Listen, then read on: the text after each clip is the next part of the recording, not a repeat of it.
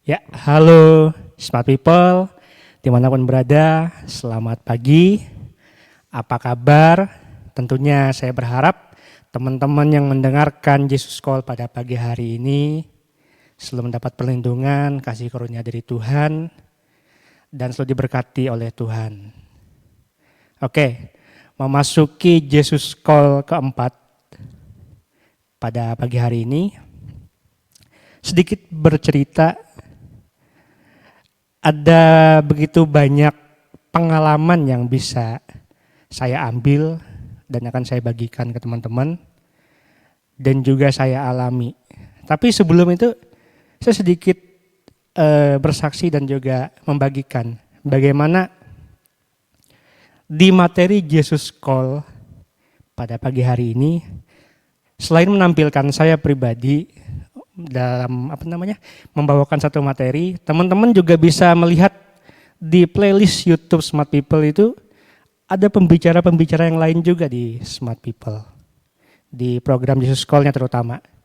Teman-teman bisa lihat bagaimana kekayaan tubuh Kristus, kekayaan khotbah yang dibagikan di Smart People. Ada banyak dari pengkhotbah yang terkenal, dari pengkhotbah yang memang punya latar belakang sekolah kependetaan dan lain-lain hal. Banyak juga pengetahuan yang dibagikan. Dan itu kalau boleh saya katakan bahwa Smart People memang wadah menyediakan itu semua. Tapi yang unik adalah kemarin saya ada mendengar satu khotbah di salah satu teman Smart People juga yang mengisi di program dari konten Smart People tersebut. Dia berkata bahwa ini kesaksian saya juga ya teman-teman ya, bahwa saya ini dipercayakan untuk membawakan khotbah, dipercayakan untuk memberikan firman Tuhan. Kalau dibilang kebanggaan tidak, tapi saya bersyukur karena saya bisa sampai ke titik ini, berbagi ke teman-teman. Kalau dibilang latar belakang saya bukan latar belakang seorang STH atau apapun itu yang latar belakang dari sekolah pendidikan kekristenan dan lain-lain. Cuma saya belajar dituntun oleh senioritas saya dalam Smart People dan juga dituntun oleh Tuhan sehingga saya bisa belajar berbagi dan sharing kebenaran firman Tuhan. Kalau teman-teman mau lihat yang namanya membagikan suatu materi itu bisa dibilang luar biasa susahnya kalau buat saya pribadi. Karena apa?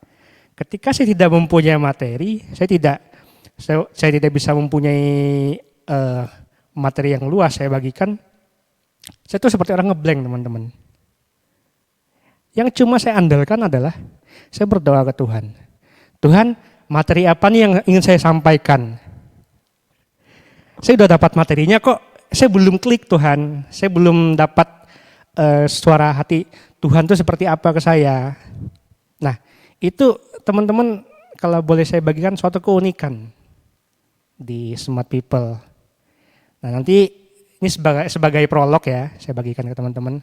Yang teman-teman yang sudah melihat program Jesus Call pada pagi hari ini, yang tertarik untuk melihat penyampaian firman Tuhan dan pengajaran-pengajaran tentang firman Tuhan yang lainnya, silahkan teman-teman lihat di YouTube Smart People. Ada banyak pelajaran yang bisa memberkati teman-teman, memberkati kehidupan teman-teman juga, dan memberkati untuk menambah pengetahuan teman-teman akan Tuhan dan kekristenan teman-teman. Oke, itu sedikit prolog yang saya bagikan pada pagi hari ini.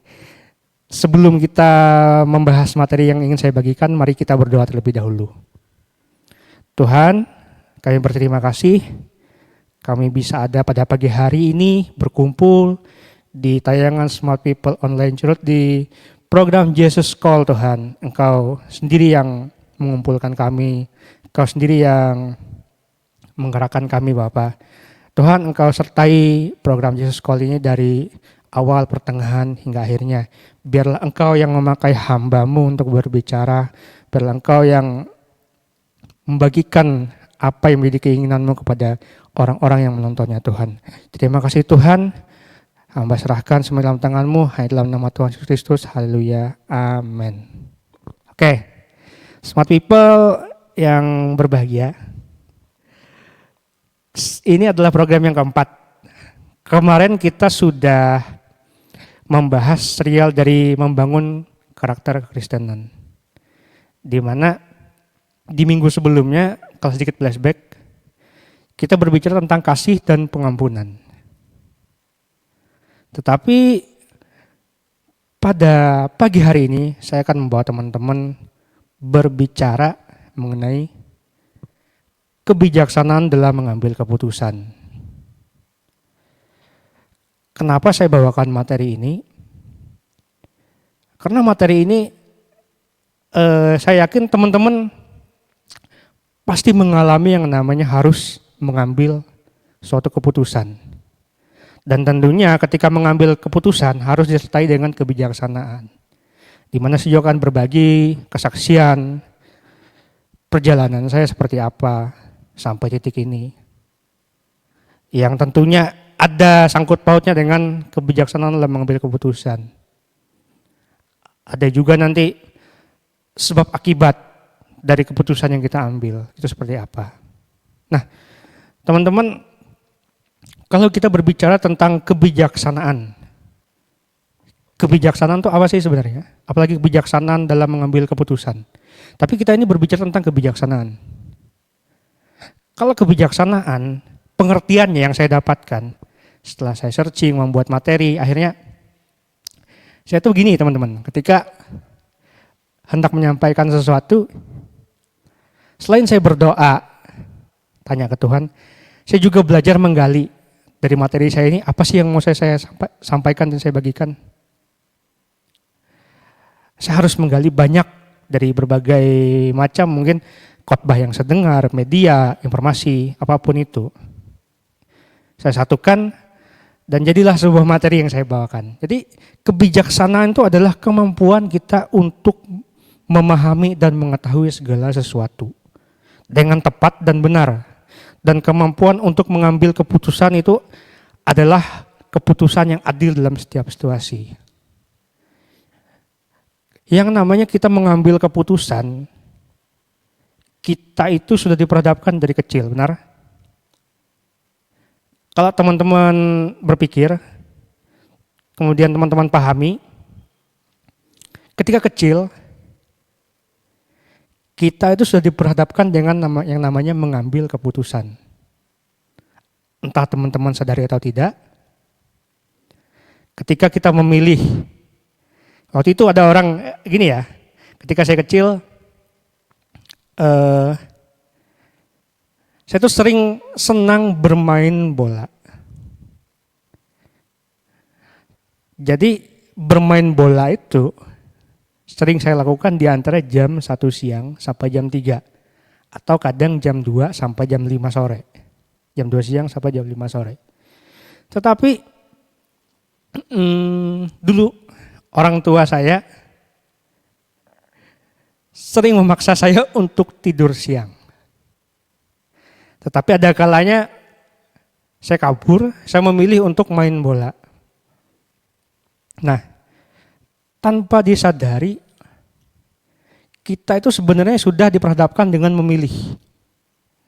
Walaupun pilihan kita waktu itu harus mengikuti pilihan orang tua. Antara kita pilih tidur siang atau pilih bermain bola.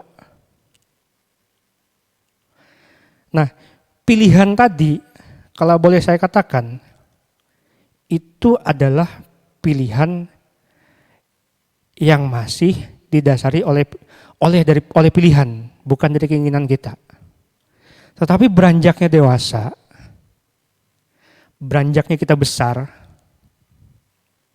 entah kita memasuki sekolah, didewasakan dengan kehidupan, sampai kita di fase umur, kalau saya sekarang umur menginjak hampir usia 35 tahun, kita harus belajar yang namanya memilih, yaitu mengambil keputusan tanpa ada pertimbangan kiri dan kanan. Dalam artian ketika di posisimu sudah usia 30, menginjak 35 tahun, artinya kamu sudah dewasa, kamu harus menentukan arahmu seperti apa, menentukan pilihanmu seperti apa. Dan disitulah kamu belajar yang namanya bijaksana untuk menentukan keputusan. Oke, jadi kalau boleh saya katakan, kebijaksanaan itu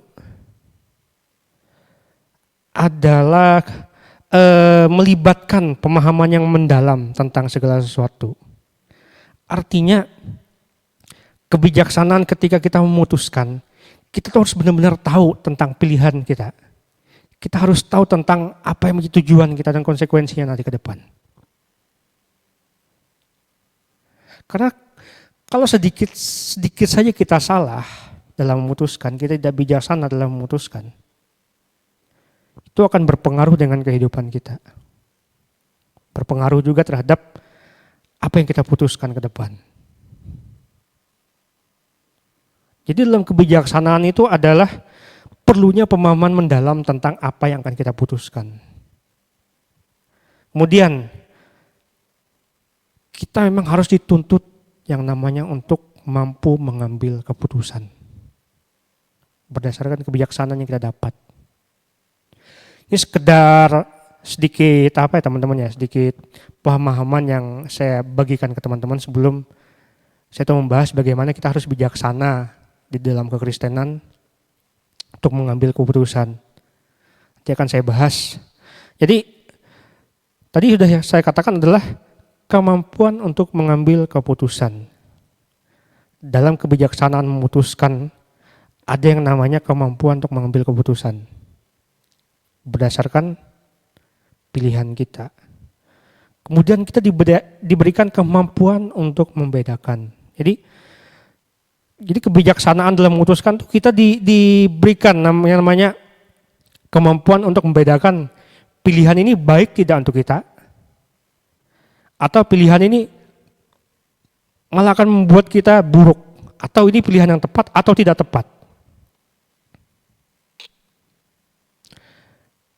Kalau berbicara tentang kebijaksanaan dalam memutuskan, saya pernah sedikit kesaksian. Waktu itu saya ingin membeli barang sesuatu. Tidak saya sebutkan nama barangnya seperti apa. Sedangkan saya ini punya uang dengan nominal yang kalau saya anggarkan, saya cukup untuk sebulan. Sebenarnya barang ini tidak perlu-perlu banget. Tetapi karena salahnya, kemampuan saya untuk membedakan, kemampuan saya untuk memutuskan, akhirnya saya membeli barang tersebut.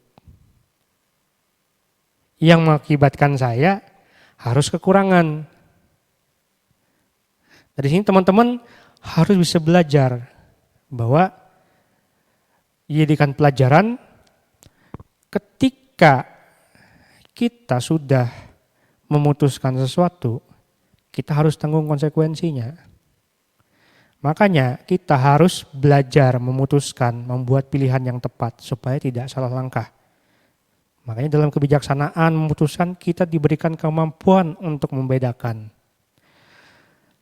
Kemudian kita diberikan kemampuan juga yang namanya untuk memahami konsekuensi.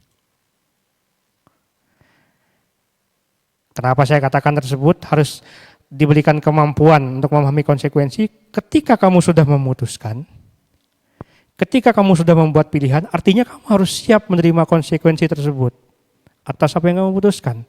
Mau itu buruk, mau itu baik, tetap harus kamu terima. Karena kamu yang bertanggung jawab penuh atas dirimu. Kan saya katakan sekali lagi bahwa ketika kamu memasuki fase usia dewasa, kamu bisa memutuskannya, kamu harus belajar menerima konsekuensinya juga ketika kamu sudah memutuskan. Tidak mungkin dong dengan usia 35 tahun walaupun ada, kita tidak tahu dimanapun berada bahwa ada dengan orang di fase usia masuk 30 tahun masih diatur-atur, masih dipengaruhi dengan keputusan yang kalau boleh saya katakan ya salah satu contohnya mungkin dari orang tuanya atau dari lingkungannya. Dia tidak berusaha untuk berdiri teguh di kakinya dengan keputusannya, dengan pendiriannya. Nah, jadi sedikit berbicara tentang karakteristik kebijaksanaan dalam mengambil keputusan tadi, kita harus yang pertama memahami secara mendalam tentang apa yang kita putuskan. Kemudian kita harus berani memutuskan. Kemudian kita diberikan kemampuan untuk membedakan. Sekedar berbicara tentang karakteristik ya teman-teman ya. Kemudian kemampuan kita untuk memahami konsekuensinya. Dan kemudian lagi ada kemampuan kita harus menerima konsekuensi tersebut, baik atau buruknya. Belajar untuk menjadi seorang yang bertanggung jawab dengan apa yang kamu putuskan. Kalau kamu belajar bijaksana memutuskan perkara, kamu harus siap menerima apa yang kamu putuskan tersebut. Itu sekedar garis besar tentang definisi dari karakteristik kebijaksanaan ketika kita memutuskan, dan sedikit definisi tentang kebijaksanaan tadi yang saya bagikan di awal. Kenapa saya ingin membagikan materi ini ke teman-teman semua? Sebenarnya sejujurnya itu ya, beberapa hari kemarin saya bergumul, Tuhan kok materi yang saya bawakan ini sudah ada, tetapi saya belum klik Tuhan, saya belum dapat apa sih benang merahnya, apa sih yang pernah terjadi dengan kehidupan saya, apa sih yang harus saya bagikan. Akhirnya berjalannya waktu, saya berdoa sama Tuhan, ya Tuhan kasih gambaran, kamu harus bagikan seperti ini, dan seperti ini. Karena apa teman-teman? Saya pun seperti ini dipengaruhi dari keputusan yang sudah yang pernah saya buat sebelumnya. Entah itu menyangkut dengan keputusan saya dalam lingkungan, keputusan dari orang tua saya yang terdahulunya. Tapi di dalam kekristenan kita tuh belajar. Ternyata sumber kebijaksanaan dalam kekristenan itu ada. Buat teman-teman yang tidak tahu selama ini. Tapi nyata-nyatanya itu ada ternyata yang bisa menuntun kita. Entah teman-teman sadari atau tidak, ketika teman-teman mulai yang namanya aktif mencari Tuhan, mulai aktif dekat dengan Tuhan, bersekutu dengan Tuhan, tanpa disadari, salah satunya adalah sumber kebijaksanaan itu adalah firman Tuhan. Mau kita berbicara itu benar atau tidak, tapi salah satunya sebagai orang Kristen kita yang kita yakini bahwa firman Tuhan itu adalah sumber kebijaksanaan. Seperti firman Tuhan yang berkata di 2 Timotius 3 ayat 15 dan 16 berkata, ingatlah juga bahwa dari kecil engkau sudah mengenal kitab suci yang dapat memberi hikmat kepadamu, menuntun engkau kepada keselamatan oleh iman kepada Kristus. Kemudian yang ke-16, segala tulisan yang diilhamkan Allah memang bermanfaat untuk mengajar, untuk menyatakan kesalahan, untuk memperbaiki kelakuan dan mendidik orang dalam kebenaran. Pada dasarnya firman Tuhan itu, Alkitab itu adalah sumber kebijaksanaan yang sudah ada. Entah teman-teman yang sudah mengenal Tuhan dari kecil, sudah Kristen dari kecil, kalau kita doa pagi ataupun sekedar doa malam, pasti kita tuh pernah yang namanya diingatkan orang tua untuk membaca firman Tuhan. Tanpa disadari kita baca firman Tuhan tersebut, Kadang kita bisa baca selewat, kadang kita bisa baca karena tertarik dengan firman Tuhan, dengan cerita-cerita yang ada di dalamnya, tapi tanpa disadari bahwa sumber kebijaksanaan tadi yang pertama adalah firman Tuhan. Tuhan sudah katakan bahwa engkau dari kecil sudah mengenal firman Tuhan yang dapat memberimu hikmat dan menuntun engkau kepada keselamatan oleh iman kepada Yesus Kristus. Artinya firman Tuhan itu ada yang tersurat, ada yang tersirat. Dari firman Tuhan kita bisa belajar banyak tentang kehidupan tokoh-tokoh Alkitab salah satunya. Kita bisa belajar tentang kebaikan mereka, bahkan kejahatan yang mereka lakukan, bahkan bagaimana Tuhan itu sudah menuntun mereka, mengampuni mereka. Karena apa yang tertulis di dalam Alkitab itu tidak jauh-jauh kita alami juga di kehidupan yang sekarang. Mau teman-teman percaya atau tidak percaya, kalau kita mengacu kepada Alkitab dan kita compare dengan kehidupan kita sehari-hari, pasti ada yang kena, pasti ada yang hampir sama dengan kehidupan kita. Itulah fungsi Alkitab tadi. Mengajarkan kita, menuntun kita kepada iman dan keselamatan. Karena yang di ayat 16 berkata, segala tulisan yang diilhamkan oleh Allah itu memang bermanfaat. Intinya untuk mengajar dan menyatakan kesalahan untuk perbaiki kelakuan dan mendidik orang dalam kebenaran.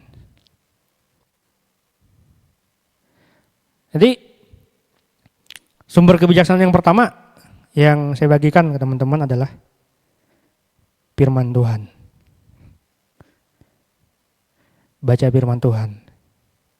Kita diingatkan Tuhan oleh firman Tuhan. Kita diingatkan Tuhan melalui kasus tokoh-tokoh Alkitab, melalui kesalahannya atau apapun yang tertulis di Alkitab tadi. Di mana kita harus sebagai orang Kristen belajar membuka Alkitab, membaca Alkitab. Entah tanpa disadari, tuntunan Tuhan pasti ada teman-teman. Percaya atau tidak. Dan teman-teman harus percaya, dan sebagai orang Kristen kita harus percaya itu. Oke, sumber kebijaksanaan yang pertama melalui firman Tuhan. Kemudian, yang kedua, Roh Kudus. Kenapa saya katakan Roh Kudus? Karena dengan tuntunan Roh Kudus itu membantu kita memahami, menerapkan kebijaksanaan Allah. Firman Tuhan berkata di Yohanes 14 ayat 26, tetapi penghibur yaitu Roh Kudus yang akan diutus oleh Bapa dalam namaku, dialah yang akan mengajarkan segala sesuatu kepadamu dan akan mengingatkan kamu akan semua yang telah kukatakan kepada kamu. Artinya, tadi kita berbicara di awal firman Tuhan, bahwa kita belajar melalui firman Tuhan. Segala sesuatu yang tertulis di firman Tuhan itu adalah ajaran buat kita, supaya kita bisa bijaksana dalam mengambil keputusan.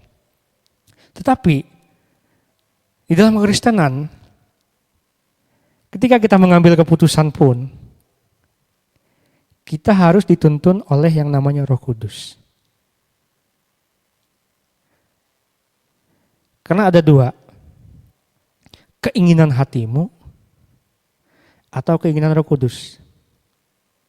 Ketika kamu memutuskan, suara hati yang saya alami adalah ada dua, yaitu suara hatimu atau tuntunan dari Roh Kudus.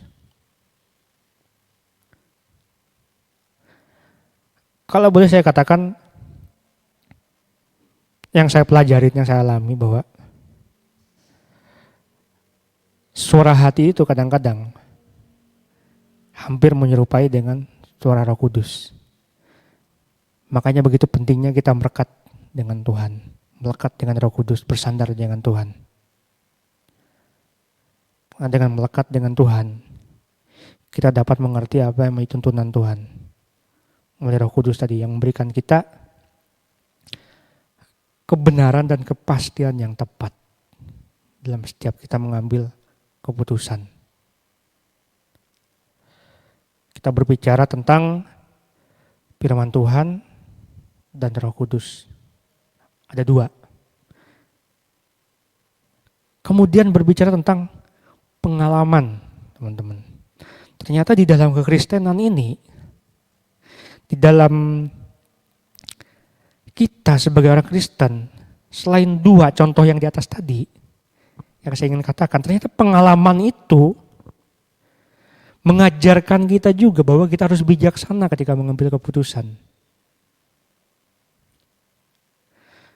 Membuat kita itu lebih aware terhadap apa yang menjadi pilihan kita. Apalagi kalau kita mempunyai pengalaman yang buruk sebelumnya dengan keputusan kita. Ketika kita diperhadapkan dengan keputusan yang baru, maka secara tidak langsung atau otomatis kita berkaca dengan pengalaman yang ada. Tidak mungkin pengalaman yang terdahulu itu kita buang. Karena firman Tuhan itu mengatakan bahwa di Amsal 24 ayat 16, ternyata firman Tuhan ada. Sebab 7 kali orang benar jatuh, namun ia bangun kembali. Tetapi orang fasik akan roboh dalam bencana. Dari ayat firman Tuhan ini mengajarkan bahwa ternyata ketika kita hidup sebagai orang benar, pengalaman hidup itu akan membuat kita bisa bangkit. Artinya kita tuh ketika kita salah, ya kita bangun lagi, kita bangkit lagi, jangan mengulangi kesalahan yang sama. 7 kali loh tetap bangun kembali. Orang benar jatuh, namun bangun kembali. Sedangkan orang fasik akan tetap roboh dalam bencana. Pilihan kita mau jadi orang benar atau mau jadi orang fasik. Mau jadi orang benar yang selalu, walaupun saya katakan bahwa jangan mau jatuh dengan sesuatu hal yang sama, pengalaman yang sama. Kalau kamu sudah tahu itu menyakitkan, tidak enak, ya jangan diulangi lagi. Jadi ketika kita menghadapi segala sesuatu yang hal yang sama seperti itu tadi, ya kita sudah tahu jalannya seperti apa. Karena saya akan berbagi kesaksian bagaimana di akhir tahun kemarin saya itu diberikan kesempatan dalam komunitas saya diberikan pilihan antara ingin bekerja atau tetap di jalur yang sama. Sebenarnya itu sebuah pilihan yang berat, teman-teman. Tapi kembali lagi saya itu belajar bahwa saya itu harus berdiri di keputusan saya. Ketika saya sekali melangkah, saya pernah tekankan, saya sekali menentukan pilihan, saya akan jalani pilihan tersebut. Walaupun yang seperti saya katakan di awal tadi, saya tahu konsekuensinya seperti apa ketika saya mengambil keputusan saya. Terlepas benar atau tidak, tapi sebelum saya memutuskan untuk menolak tawaran tersebut, saya itu berdoa sama Tuhan. Saya berdoa sama Tuhan, dan jujur itu tidak ada jawaban. Adapun jawaban itu berat di hati saya. Waktu itu saya cuma berpikir, ketika saya ambil, saya sudah berandai-andai bahwa saya tidak tahu ke depannya seperti apa nih Tuhan. Walaupun keputusannya mungkin ketika saya ambil itu tepat. Tetapi saya tidak menjamin bahwa ke depannya saya akan jadi baik atau tidak Tuhan. Atau saya tetap bertahan di sini, tapi saya terima konsekuensinya seperti apa. Akhirnya bergumul, tidak mendapatkan jawaban, tetapi saya belajar untuk memutuskan. Saya mau tetap dengan pilihan saya. Ketika saya memutuskan untuk tetap dengan pilihan saya diberikan kelegaan. Diberikan kelegaan dari saya. Artinya, Tuhan, saya katakan, kalau ini memang tepat, saya tetap berjalan Tuhan. Walaupun kedepannya seperti apa, saya tetap jalankan dan saya ambil konsekuensi ini. Karena kan kita belajar di awal tadi kan, bahwa ketika kamu sudah mengambil keputusan, kamu harus paham konsekuensinya seperti apa. Dan kamu harus jalankan itu, terlepas enak atau tidak enak. Nah, karena saya belajar dari pengalaman, saya katakan,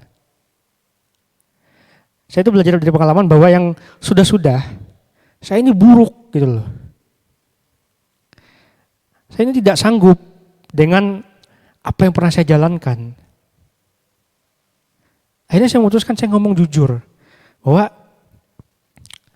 takutnya nanti ketika saya ambil lagi tetapi di hati saya tidak sesuai, wah saya yang semakin berantakan. Artinya saya itu belajar dari pengalaman yang pernah saya jalani. Dan belajar bahwa selang itu lagi. Artinya ketika saya stay dengan pilihan saya, ya saya harus baik dengan pilihan saya itu aja. Jadi pengalaman tadi itu menjadi sumber kebijaksanaan juga ternyata. Terutama kita belajar dari yang namanya kegagalan dan kesalahan. Di mana untuk nantinya kita bisa memperbaikinya. Memperbaiki yang pasti memperbaiki untuk menjadi lebih baik, teman-teman. Sumber kebijaksanaan tadi kita berbicara tentang firman Tuhan. Kemudian Roh Kudus, pengalaman. Kemudian ada nasihat dari orang-orang bijak. Nasihat dari orang-orang yang levelnya jauh di atas kita. Yang sudah makan asam garam dengan kehidupan, makan asam garam dengan pelayanan, yang sudah banyak tahu caranya menghadapinya seperti apa. Itu penting, teman-teman. Kita harus minta petunjuk dari orang-orang bijak. Kita harus belajar dari pengalaman mereka. Nah, pengalaman mereka tersebut kita pelajari. Kita jadikan jajakan buat kita. Jadi kita jadikan istilahnya itu patokan kita bisa atau tidak mengambil keputusan ini. Kalau kita bisa ya katakan ya. Kalau tidak pun setidaknya kita belajar bahwa oh ada ya masalah seperti ini dari pengalaman orang tersebut yang membuat kita oh enggak, aku enggak mau coba hal seperti itu. Takutnya nanti aku yang salah langkah. Nah, itu mengapa betapa pentingnya kita belajar dari nasihat orang-orang yang bijak. Entah orang-orang bijak tersebut, kalau dalam lingkup gereja, ada pendeta kita, ada mentor kita. Ketika kita kecil, kita dituntun nasihat orang bijak, yaitu orang tua kita. Sampai kita beranjak dewasa. Sampai kita bisa memutuskan segalanya. Di dalam kekristenan, kita dituntun yang namanya orang-orang bijak, yaitu pendeta, mentor kita, senior-senior kita dalam pelayanan. Sebuah hal yang sama, tapi berbeda. Orang tua mengajarkan kita tentang pengalaman kehidupan. Dari kita kecil sampai kita menjadi dewasa. Dalam kekristenan, nasihat orang-orang bijak tadi mengajarkan kita, mengarahkan kita kepada kebenaran. menghindari kita kepada kesalahan dari apa yang kita perbuat. Supaya kita itu bisa hidup benar di hadapan Tuhan. Supaya kita tuh nggak salah dalam mengambil langkah.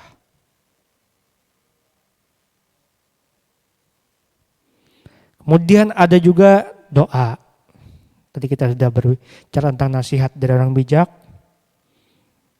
Ternyata doa itu juga sama, sumber dari kebijaksanaan kita. Sebelum kita memutuskan, sebelum kita bisa membedakan apa yang baik, apakah ini tepat atau tidak, maka kita terus disarankan untuk doa. Jangan lupa doa sama Tuhan. Ketika kita minta sesuatu, doa sama Tuhan. Ketika kita inginkan sesuatu, kita harus doa. Ketika kita dihadapi permasalahan untuk mendapatkan jalan keluar, kita harus berdoa sama Tuhan. Karena sebagai orang Kristen, doa tadi adalah napas hidup kita. Dengan doa kita bisa meminta kebijaksanaan dari Tuhan, minta bimbingan dari Tuhan. Ingat kisah Salomo, bagaimana dia cuma diberikan hikmat. Salomo adalah raja yang besar, raja yang penuh dengan kemegahan.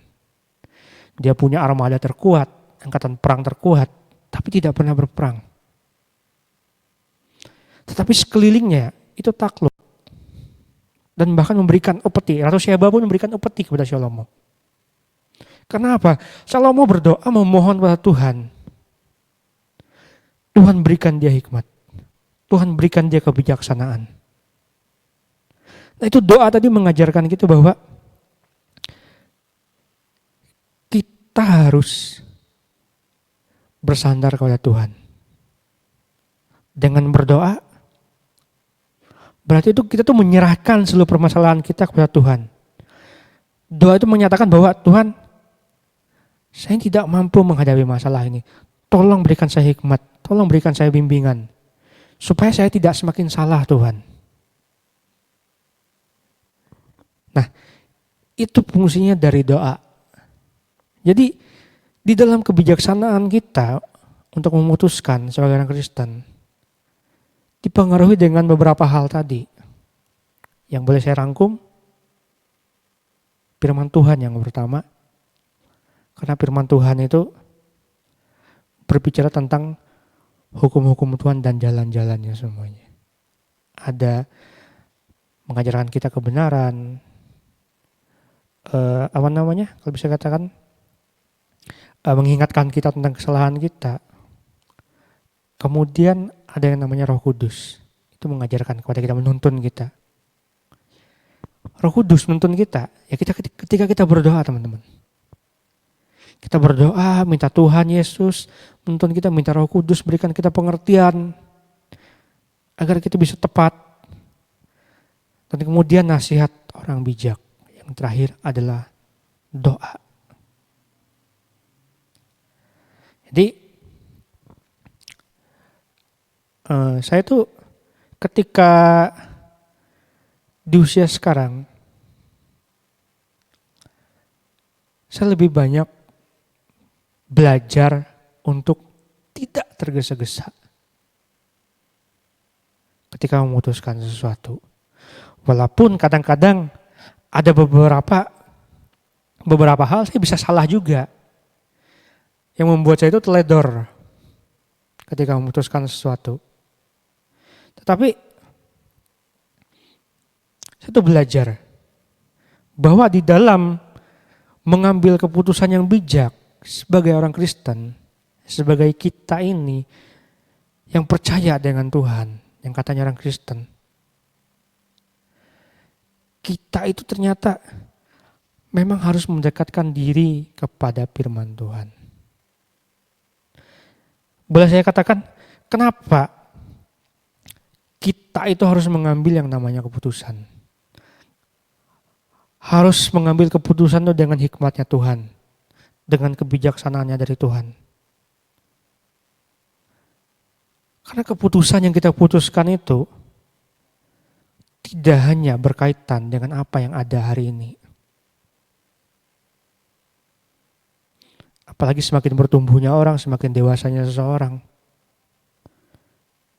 Bahwa keputusan yang dia pilih, keputusan yang dia buat, itu akan menentukan dia ke depannya seperti apa. Tepat atau tidaknya dia. Kadang orang itu banyak memutuskan sesuatu berdasarkan logikanya. Banyak dari kita orang Kristen kadang-kadang terlalu cepat dan terlalu tergesa-gesa memutuskan sesuatunya dengan logika kita. Dengan mengandalkan diri sendiri, terus mengandalkan pendapat orang tersebut belum tentu benar juga. Terlalu banyak, kalau boleh saya katakan, kita hidup di era media sosial sekarang. Kadang, kalau kita terlalu banyak melihat media sosial, sesuatu hal, entah itu pengetahuan ataupun apapun yang terbaru dan pokoknya terupdate lah. Ternyata itu bisa menjadi masalah juga dalam kita mengambil keputusan. Bisa membuat kita salah juga ketika kita memutuskan sesuatu.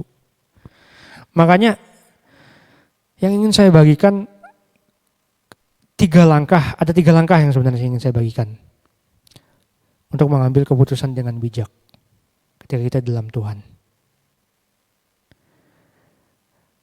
Karena kenapa kita itu harus bersandar penuh sama Tuhan dalam mengambil keputusan.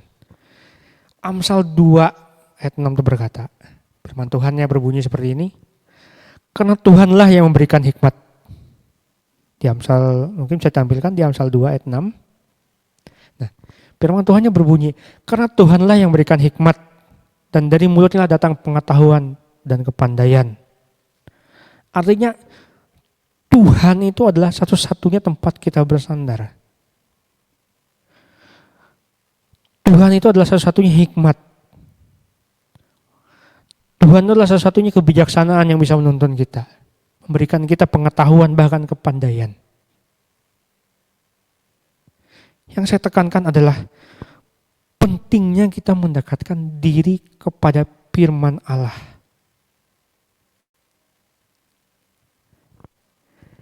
Ketika saya berbagi hal seperti ini, saya pun juga mendapat teguran. Karena apa?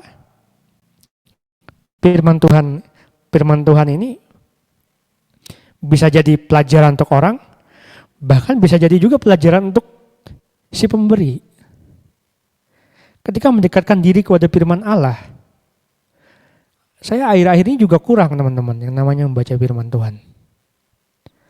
Kadang saya cuma selewat, cuma bisa melihat-lihat seperti itu. Melihat ketika membaca firman Tuhan itu, ketika pengen menyampaikan sesuatu, tidak seperti waktu kecil dulu itu, saya pernah membaca firman Tuhan, walaupun belum semuanya selesai teman-teman ya, saya jujur. Tetapi saya pernah membaca kitab Perjanjian Baru sampai habis.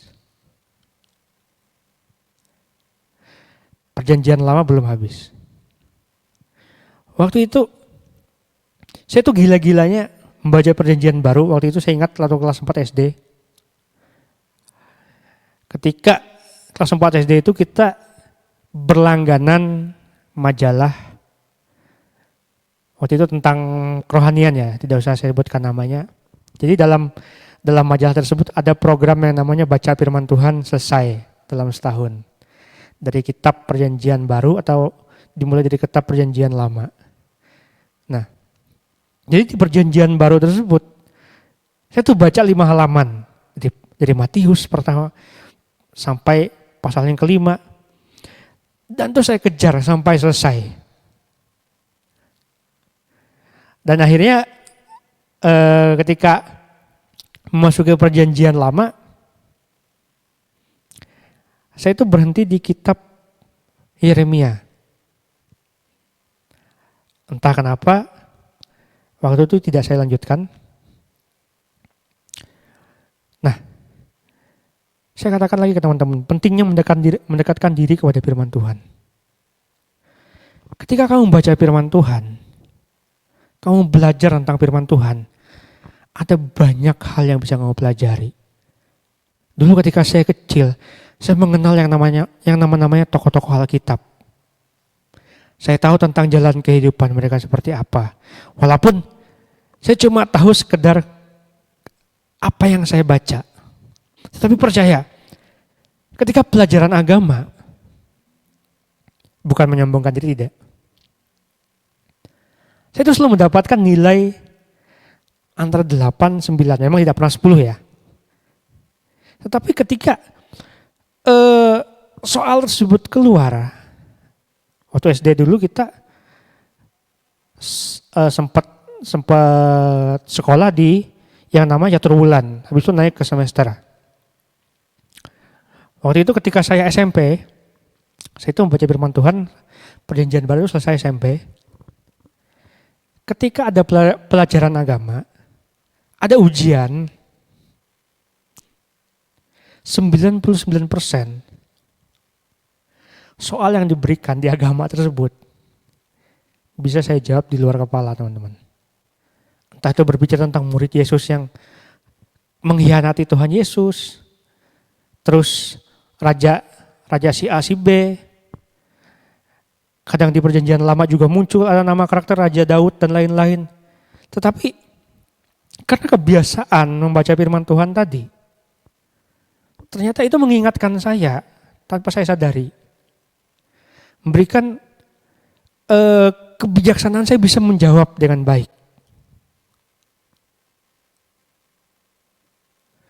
Artinya ketika mendekatkan diri dengan firman Tuhan, Tuhan itu cuma katakan di Amsal 3 ayat 5.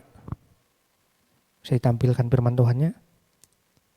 Nah, Amsal 3 ayat 5 itu berkata, percayalah kepada Tuhan dengan segenap hatimu, dan janganlah bersandar kepada pengertianmu sendiri. Tuhan cuma katakan, percayalah kepada Tuhan dengan segenap hatimu dan jangan bersandar kepada pengertianmu sendiri. Ketika kita mengambil keputusan sesuai dengan hikmat Tuhan, kita belajar, dituntun Tuhan, kita harus seperti Amsal 3 ayat 5 ini mengatakan, yuk percaya kepada Tuhan itu dengan segenap hatimu dan jangan bersandar dengan pengertianmu sendiri. Karena ketika kamu mengandalkan pengetahuanmu berlebihan, atau kamu mau mengentengkan apa yang firman Tuhan katakan, 100% tidak akan berhasil, teman-teman. Dan 100% juga pasti keputusanmu salah dan amburadul. Tetapi ketika kamu mau bersandar kepada Tuhan,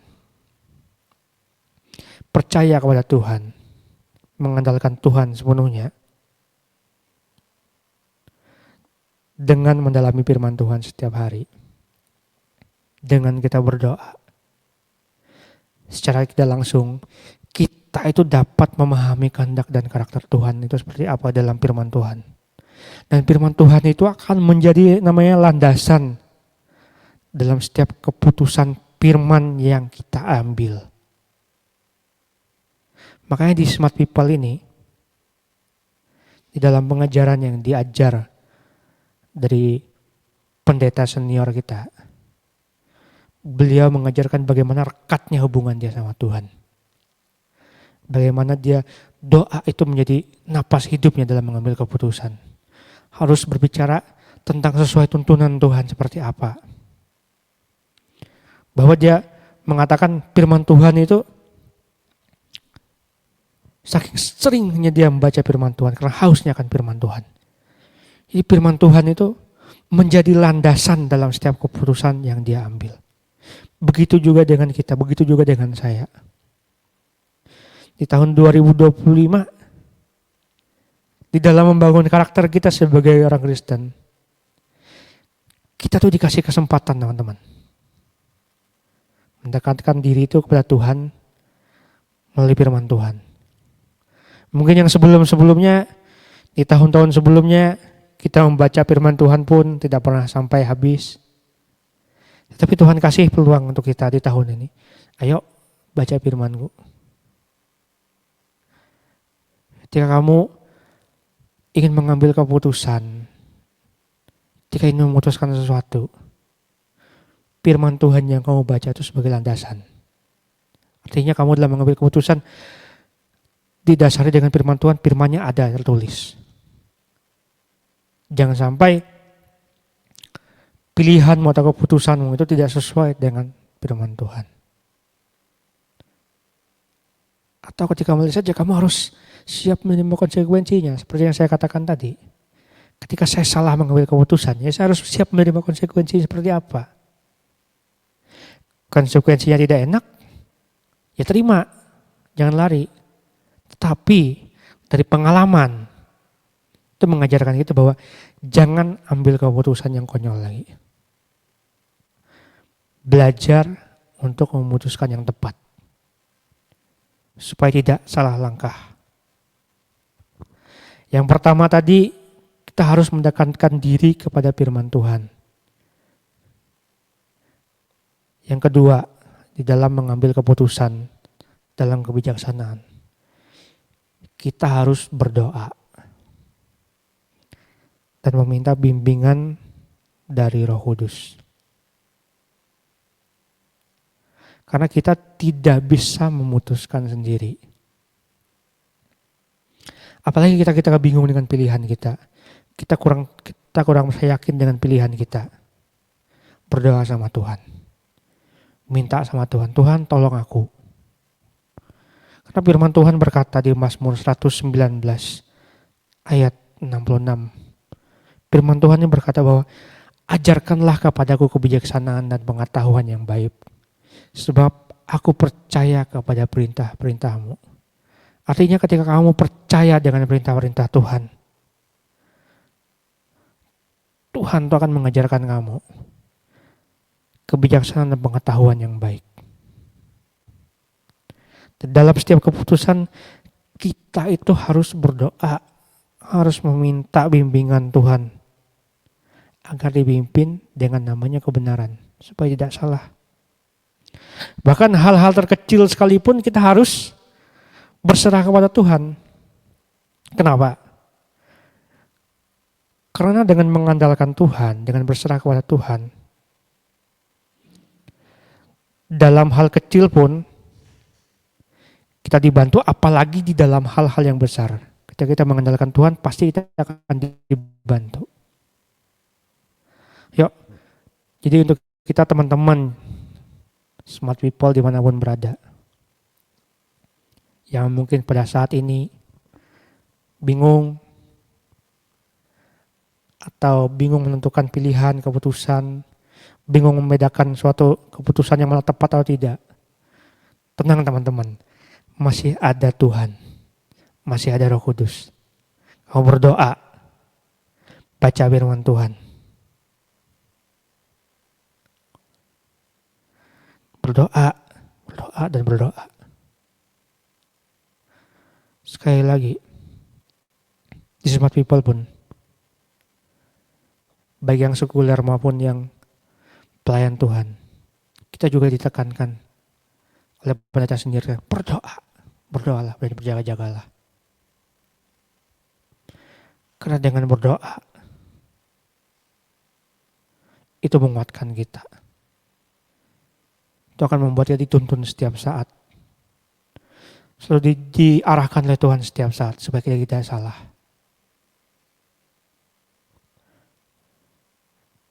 Kemudian yang ketiga, dengarkan nasihat-nasihat orang yang bijaksana. Tadi saya sudah katakan dia adalah di awal sumber kebijaksanaan. Itu berbicara tentang mendengarkan nasihat orang bijak. Di ketiga hal atau 3 langkah yang saya bagikan ketika kita mengambil keputusan dan kita harus bijaksana, dengarkan dan minta nasihat dari orang-orang bijak. Tentunya orang-orang bijaksana yang sudah mengerti kamu, mengerti hidup, mengerti langkahmu seperti apa. Di dalam komunitas pemimpin rohanimu, dia akan lebih tahu posisimu seperti apa. Dia akan selalu punya cara untuk memberikan keputusan, memberikan pandangan tentang pilihan apa yang hendak kamu pilih. Firman Tuhan berkata di Amsal 15 ayat 22.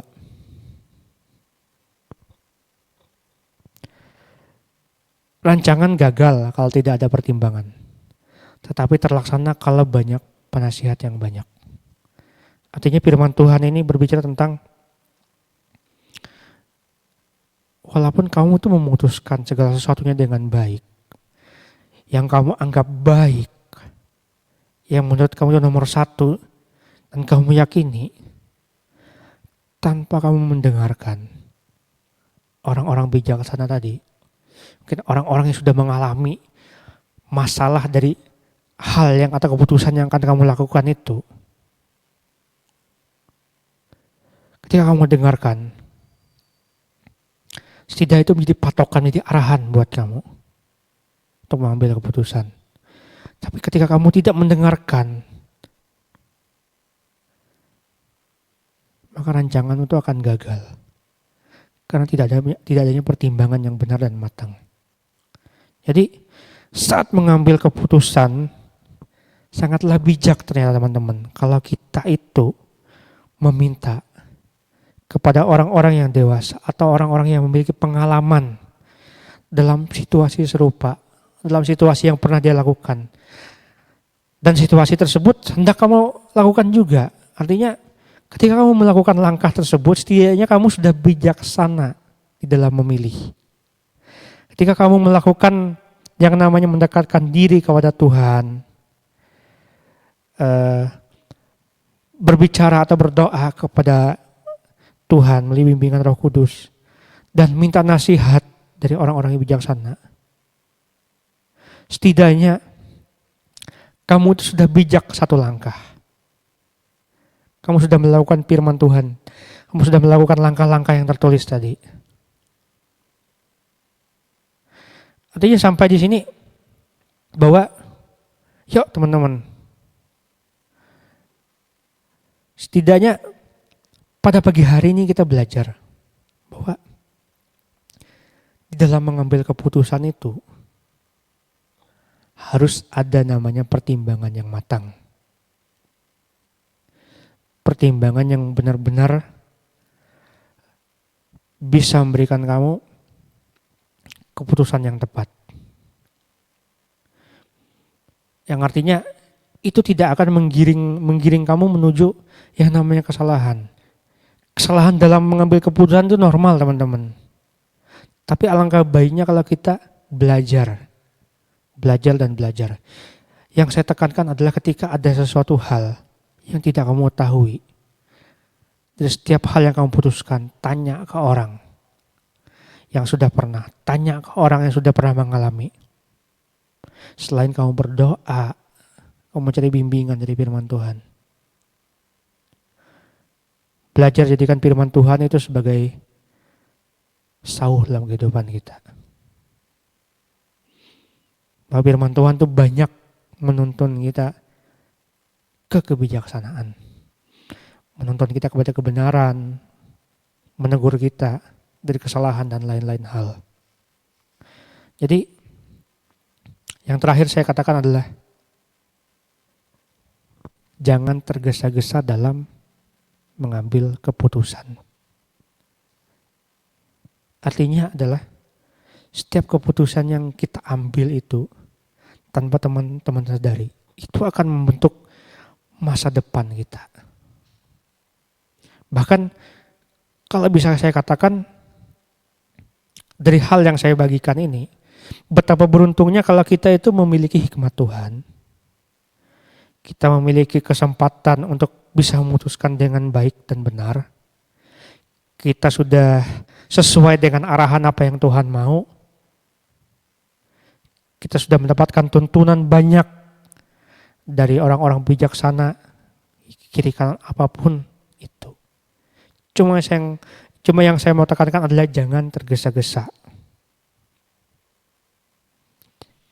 Makanya alangkah baiknya ketika kita sudah mendapatkan semuanya, pilihan tersebut ada di tangan kita. Dan kita serahkan lagi kepada Tuhan. Karena adalah keputusan antara kami dan Roh Kudus. Artinya belajar menyerahkan keputusan seperti ini. Ketika kamu yakin dengan keputusan tersebut, kamu doakan kepada Tuhan. Ketika Tuhan menjawab tidak, ya kamu harus ikuti apa kata Tuhan tersebut tidak juga. Itu artinya kita menyerahkan keputusan kita sepenuhnya ke dalam tangan Tuhan. Kita ikut apa maunya Tuhan. Jadi pada pagi hari ini yang akan saya bagikan ke teman-teman dalam mengambil keputusan, yuk kita belajar untuk membaca firman Tuhan lagi. Rekatkan hubungan pribadi kita dengan Tuhan melalui doa. Belajar untuk meminta nasihat kepada orang-orang bijak. Dan lakukan semuanya itu jangan tergesa-gesa, teman-teman. Karena itu adalah bagian dari kita membentuk karakter kita pribadi sebagai orang Kristen. Yang kemarin saya katakan bahwa di sesi pertama itu ada membangun integritas. Kita ada berbicara tentang kasih dan pengampunan. Dan ada juga bijaksana dalam mengambil keputusan. Semuanya tadi di tahun 2025 ini adalah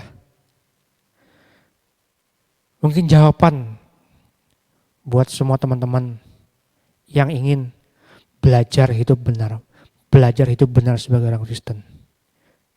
Saya cuma bisa membagikan secara apa yang saya alami dan secara garis besarnya. Tetapi sisanya biarlah Tuhan sendiri yang menentukannya dan teman-teman maunya seperti apa. Itu antara urusan teman-teman dan Tuhan. Artinya saya cuma berbagi bahwa jalan-jalan Tuhan yang saya pelajari, yang saya dapatkan ya seperti ini. Ya teman-teman, pada kesempatan kali ini dalam materi membangun karakter Kristen, terutama untuk mengambil keputusan dengan kebijaksanaan, saya coba perlu tekankan ini ke teman-teman.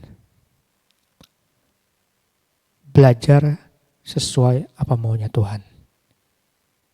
Dan jangan terburu-buru. Karena ingat, keputusan itu, setiap keputusan, itu akan menentukan kita seperti apa besoknya. Keputusan kita hari ini akibat keputusan kita yang lalu. Kita yang ke depan, akibat keputusan kita sekarang. Jadi teman-teman bijaklah dalam mengambil keputusan. Jadi itu teman-teman yang bisa saya bagikan pada pagi hari ini. Masih ada satu temuan lagi di dalam Yesus Call. Nanti di Jumat depan kita akan merangkum semuanya. Dan saya akan memberikan sebuah topik terakhir yang tentunya nanti bisa teman-teman tonton di channel YouTube Smart People. Oke, terima kasih teman-teman. Mari kita akhiri Yesus Call kita pagi hari ini. Kita berdoa. Tuhan, kami berterima kasih atas segala kebaikan-Mu, atas segala penyertaan-Mu sepanjang malam hari ini, sehingga kami pada pagi hari ini bisa menikmati hadirat-Mu Tuhan, bisa menikmati segala kebaikan-Mu, bisa mendengarkan apa yang Tuhan sampaikan melalui Yesus Call pada pagi hari ini. Biarlah Engkau Tuhan yang berbicara dalam setiap pribadi kami Tuhan. Tuhan, pada pagi hari ini kami ingin melakukan setiap aktivitas kegiatan kami.